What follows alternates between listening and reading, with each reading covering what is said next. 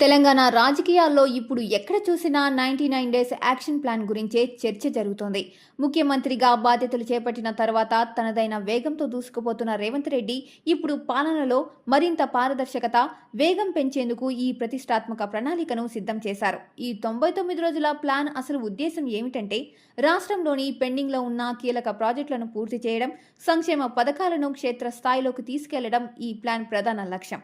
ముఖ్యంగా మొదట ప్రజాపాలన ప్రగతి. ప్రతి గ్రామంలోనూ పెండింగ్లో ఉన్న ఇందిరమ్మ ఇళ్ల మంజూరు ప్రక్రియను వేగవంతం చేయడం. 2. యువతకు ఉపాధి. ఖాళీగా ఉన్న ప్రభుత్వ ఉద్యోగాల భర్తీ ప్రక్రియను 99 రోజుల్లోగా ఒక కొలిక్కి తీసుకురావడం. 3. మౌలిక సదుపాయాలు. నియోజకవర్గాల వారీగా రోడ్లు, డ్రైనేజీలు మరియు తాగునీరు సమస్యల పరిష్కారానికి డెడ్లైన్ విధించడం. అయితే ఈ 99 రోజుల ప్లాన్పై బీఆర్ఎస్ నేతలు విమర్శలు గుప్పిస్తున్నారు. ఇది కేవలం ప్రజల దృష్టిని మళ్లించే పబ్లిసిటీ స్టంట్ అని, గతంలో ఇచ్చిన హామీలను నెరవేర్చలేక ఇప్పుడు కొత్త డ్రామాలు ఆడుతున్నారని ఎమ్మెల్సీ దాసోజా శ్రావణ్ మండిపడ్డారు.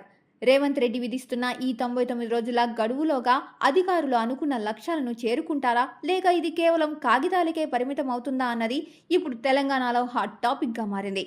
చూడాలి మరి రేవంత్ రెడ్డి మార్క్ స్పీడ్ తెలంగాణ ముఖ చిత్రాన్ని ఎంతవరకు మారుస్తుందో.